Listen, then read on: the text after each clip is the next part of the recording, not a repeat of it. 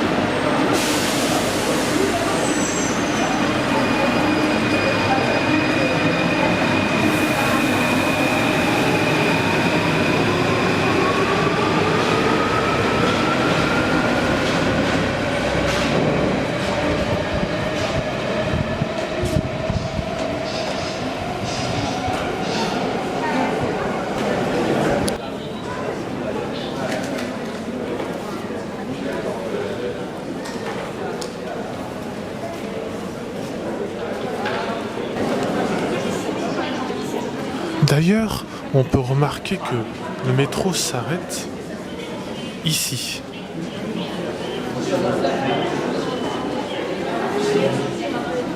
Et donc, il va pas jusqu'au bout du quai. Ça, le reste du quai n'est pas utilisé. Plus ce quai qui est là, qui est dans le tunnel. Et non, il ne va pas tout le long du tunnel. Donc, c'est un peu comme un quai mort.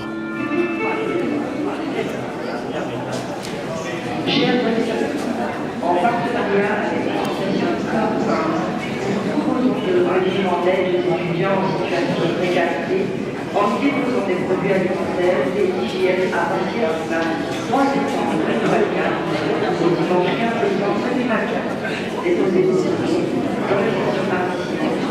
Marseille participe aux développés communautés volontaires.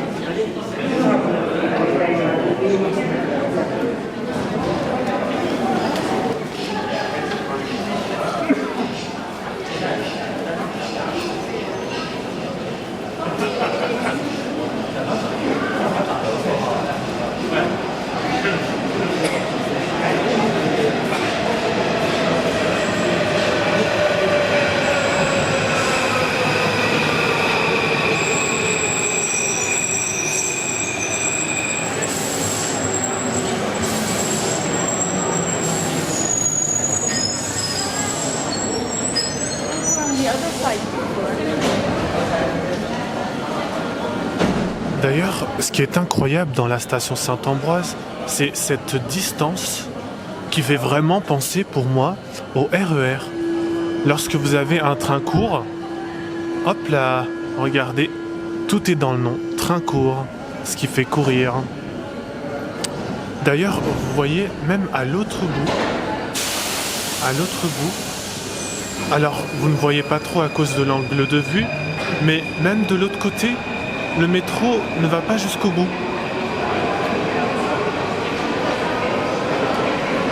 Parce qu'en fait, vous voyez, vous avez la petite flèche noire avec le carré orange. Et bien en fait, ça, c'est le point d'arrêt du métro. Et en fait, c'est comme si le métro s'arrêtait au milieu. Voilà. Je vous propose d'arriver à la deuxième partie.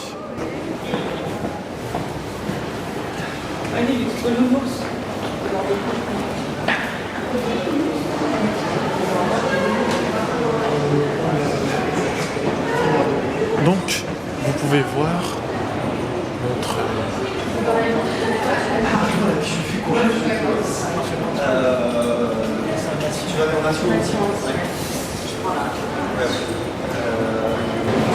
Et du coup, c'est parti pour sortir du côté de Saint-Ambroise.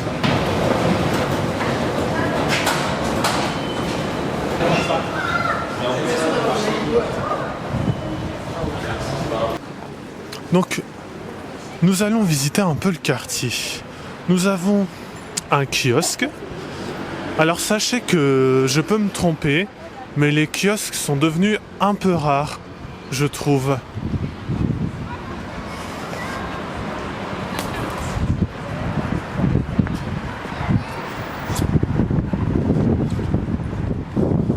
Et nous avons ici l'église de Saint-Ambroise.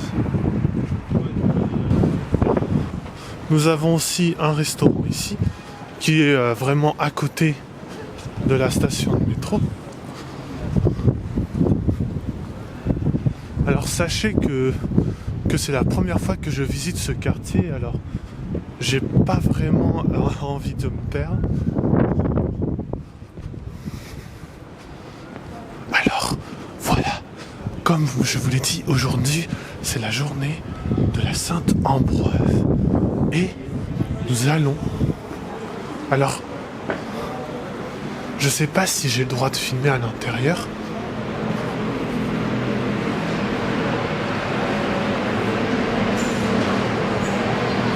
Je vois qu'il y a des gens dedans, donc je vais éviter d'entrer à l'intérieur.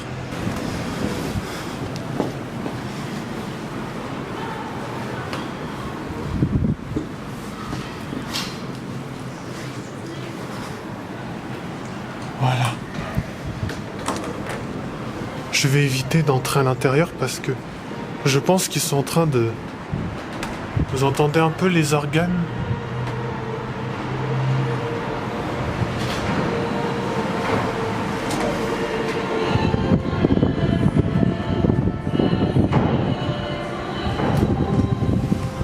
Voilà. Vous voyez, actuellement, il y a une messe. Alors, je vais pas entrer dedans, je veux pas déranger. Mais... Voilà, je pense qu'ils sont en train de justement de prier parce que c'est la Sainte Ambroise aujourd'hui. Alors là, la pluie est en train de s'intensifier un petit peu. En fait, je trouve que c'est dommage que le temps soit un petit peu mauvais aujourd'hui, mais c'est ainsi.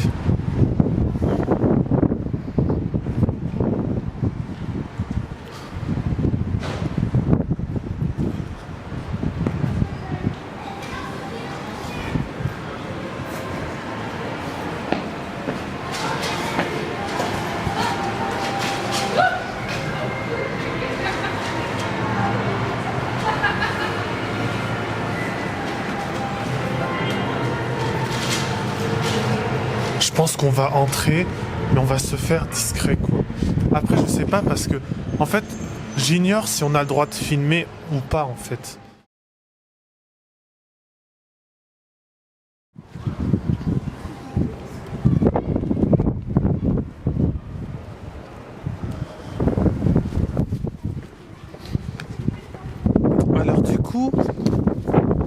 Alors du coup, nous allons voir maintenant s'il y a un panneau qui nous explique un petit peu la Sainte-Ambroise. Voilà. Bienvenue. Vous êtes dans l'enceinte d'une église lieu de première et de célébration, de recueillement, de rencontre de Dieu. Merci de veiller à un comportement et à une tenue adaptée dans un style majestueux, mêlant le néo-gothique et le néo-roman. L'actuelle église Saint-Ambroise a été édifiée de 1863 à 1868 par Théodore Balue. Sa décoration intérieure est un fleuron de l'art religieux du 10 plus 10, ça fait 21e siècle. Bah non. Si c'est ça, 21e siècle. 10 plus 10 plus 1, ça fait 21. Elle s'élève sur l'emplacement de l'ancien couvent des Sœurs Annonciades, installé à Popincourt depuis 1636 et dont la petite chapelle était devenue église paroissiale en 1791. Cette dernière fut détruite lors du percement du boulevard du Prince Eugène, rebaptisé en 1870 boulevard Voltaire. Le square des Moines de Tibérine a été aménagé à son emplacement. Alors, vous voyez, ici, il y a ce qui est interdit. Interdit de fumer, interdit, je pense, d'avoir des maillots de bain, des shorts, interdit de manger, interdit d'avoir un chien même tenu en laisse, et interdit de jeter des détritus. Paroisse Saint-Ambroise. Alors actuellement, nous avons un parc qui est juste en face. Et nous allons voir à l'intérieur.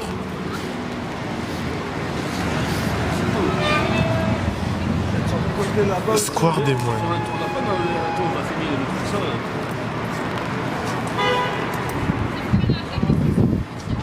Moi j'ai passé 30 minutes pour ça.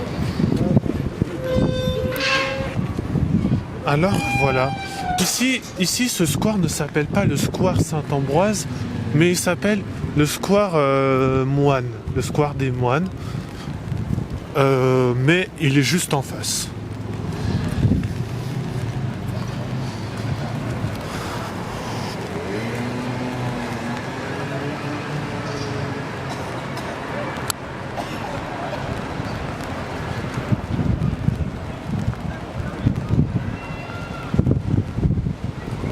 Sachez qu'il y a énormément de vent aujourd'hui, donc square des Moines de Tibérine, aménagé autour d'une pelouse ronde centrale. Le square offre différentes essences végétales telles des paulownias, lilas des Indes et un abricotier. Il se déploie au pied de l'église Saint-Ambroise édifiée par Théodore Balue 1817-1885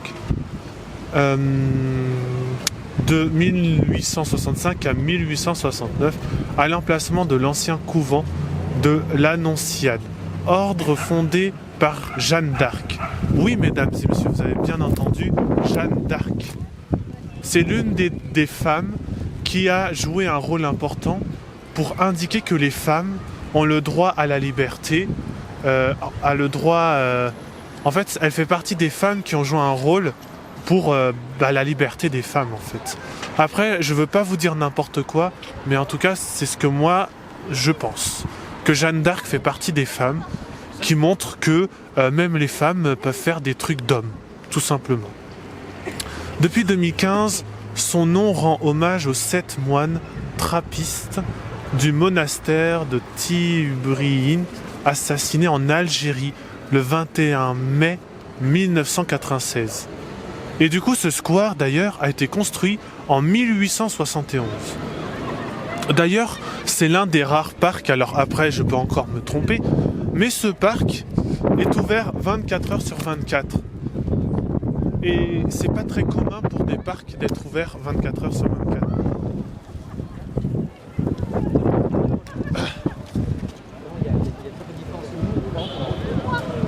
actuellement, ici, il y a certainement eu des aménagements, puisque vous savez que la fameuse maire de Paris, hein, vous savez, la David Hidalgo, je crois que c'est elle, David Hidalgo, je crois que c'est comme ça que ça se prononce, désolé si je prononce mal, a fait construire des pistes cyclables.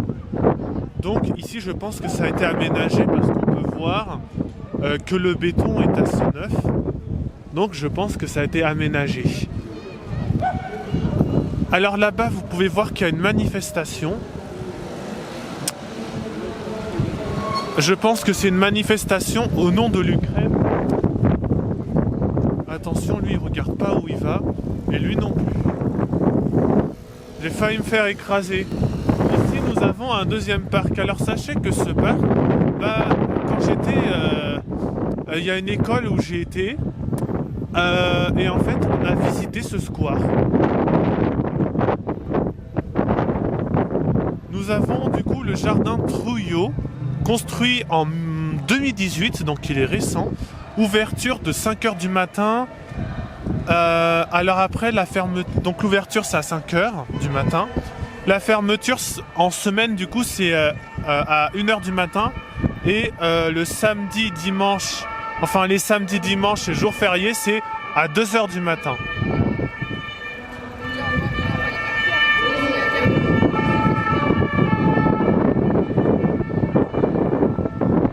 Alors là, je crois que ça devient un petit peu dangereux, hein.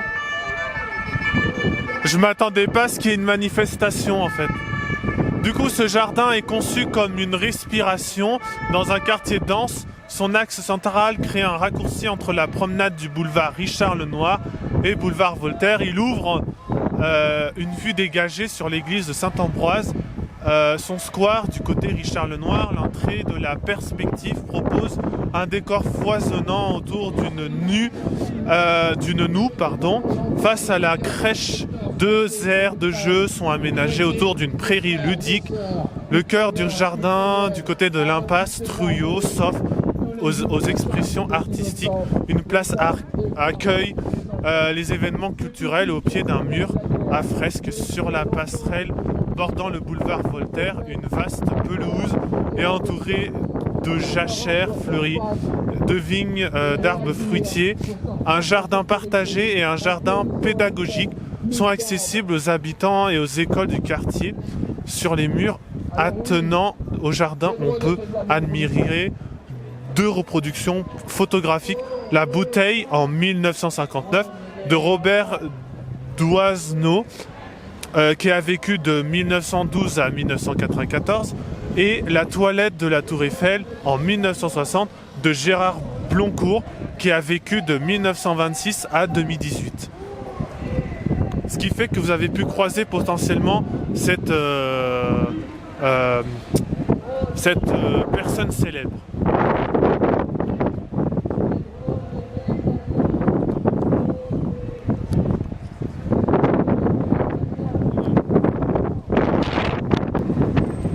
Alors sachez que je m'attendais pas à ce qu'il y avait une manifestation aujourd'hui.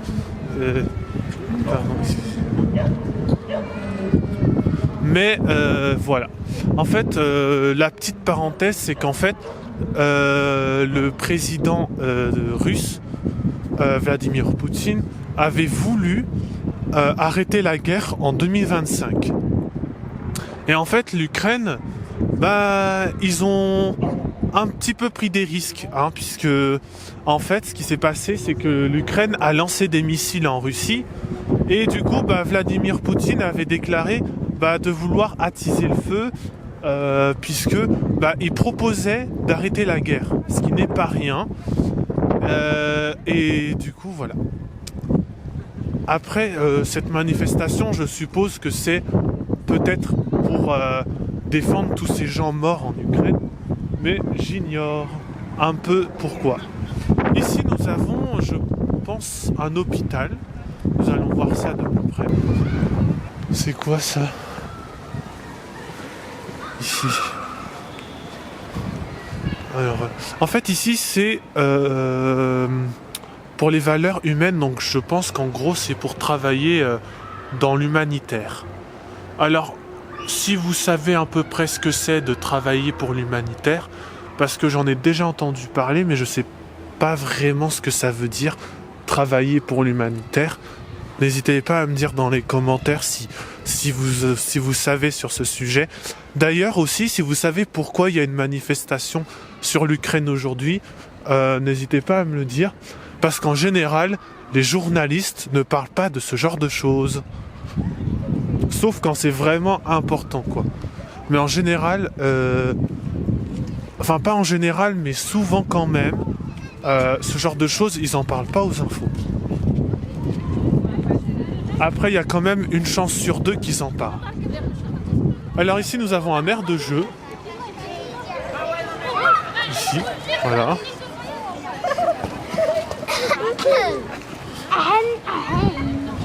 Ici, nous avons une photo.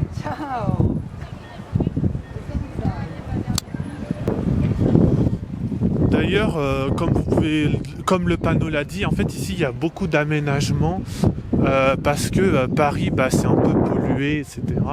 Donc, on ajoute, entre guillemets, des poumons pour mieux respirer. Et je vais m'arrêter ici, mais ici, nous avons la rue. C'est quoi? La rue. On va s'approcher pour voir. Nous avons donc la rue. Enfin, c'est pas une rue, mais nous avons. Attendez que je cadre. Les Pauline Léon. Voilà. Donc, nous revoilà dans le métro et nous allons lire ce petit panneau. Candélabres Carvaux, 1924. Donc, c'est avant la Seconde Guerre mondiale. Pour fêter les 100 ans de métro 1900-2000. Donc, ce panneau a 24 ans. Le candélabre que l'on peut voir à l'accès de cette station a été créé par l'architecte Darvaux et mis en place pour la première fois en 1924 à la station Sèvres-Babylone. Rapidement, ce modèle généralise. Très sobre, il remplace les mâts Val-d'Osne en fer forgé ou les entourages Art Nouveau créés en 1900 par Hector Guimard. Très populaire. Il peut être posé soit sur des entourages simples, également dessinés par Dervaux, soit sur des entourages de pierre. Plus rarement, ils viennent compléter un entourage Guimard. Parce que n'oubliez pas qu'en fait, Hector Guimard a construit certaines stations de métro. Les lettres découpées de l'abréviation métro sont typiquement art déco, généralement inscrites en blanc sur fond rouge. La mention est surmontée d'un lampadaire blanc éclairé la nuit. Voilà, parce qu'en fait Hector Guimard, il a fait plusieurs types de stations et il y a les fameuses stations où autrefois ou encore maintenant c'est marqué métropolitain. Voilà. Et ici, en fait, c'est un autre style qu'il a construit. D'ailleurs, je vous ai pas montré. Alors, nous avons le bus ici, le bus de Saint-Ambroise.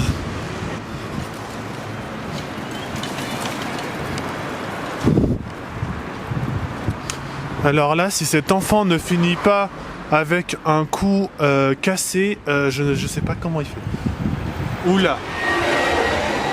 Alors, donc ici, nous avons le bus 56 en direction de Château de Vincennes, qui est marqué 88, suivant à plus de 97 minutes.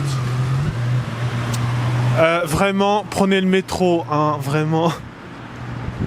Le bus est dans 88 minutes. Est-ce que vous pensez la situation?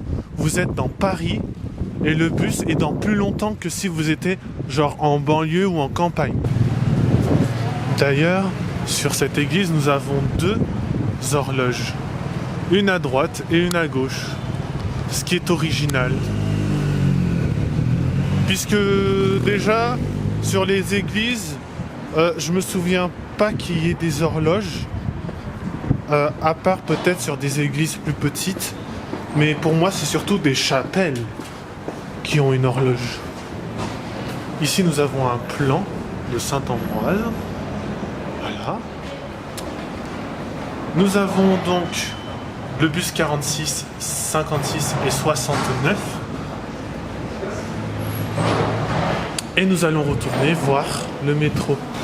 Voilà, regardez ce panneau catastrophique. Dans 1h26, est-ce que vous imaginez ces temps d'attente que vous avez quand vous êtes en banlieue ?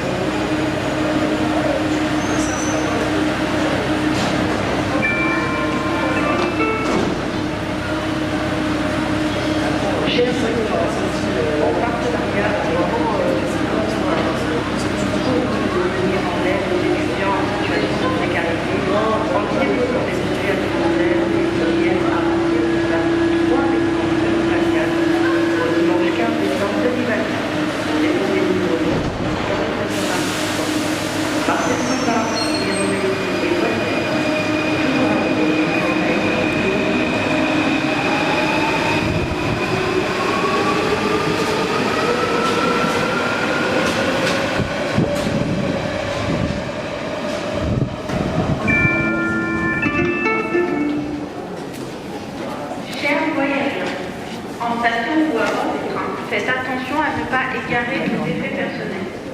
Tout bagage oublié est susceptible de perturber fortement le trafic de votre ville et vous expose à une amende.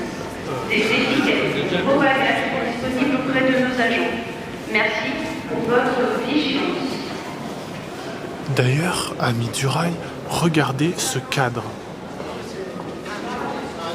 En fait, sachez que l'anecdote, c'est que du coup, la ligne 9 était de la CMP, puisqu'il n'y a pas marqué NS.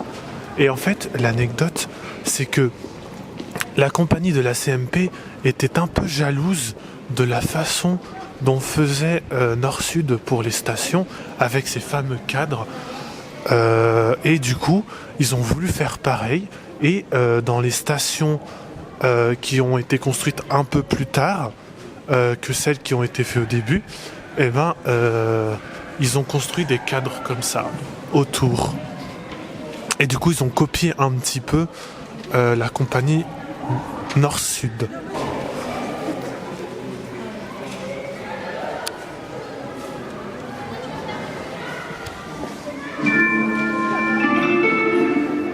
Si vous êtes victime ou témoin d'un harcèlement sexuel dans les transports, n'hésitez pas à donner l'alerte. En contactant directement nos agents, en utilisant les bornes d'appel sur les quais, par téléphone au 31 17 et par SMS au 31 17 7.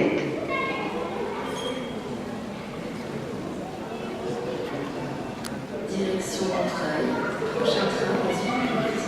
Le suivant dans 5 minutes.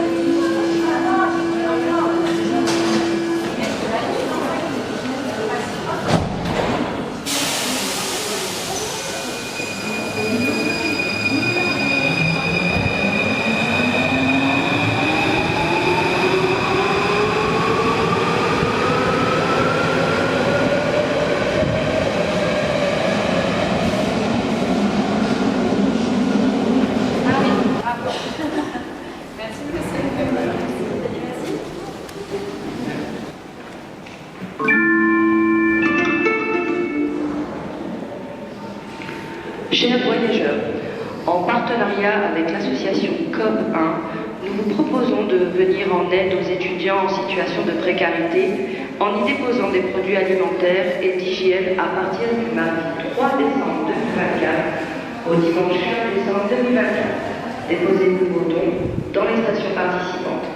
Marcel Sambin, Mirobénil et Voltaire, toujours à vos côtés avec la RATP ligne 9.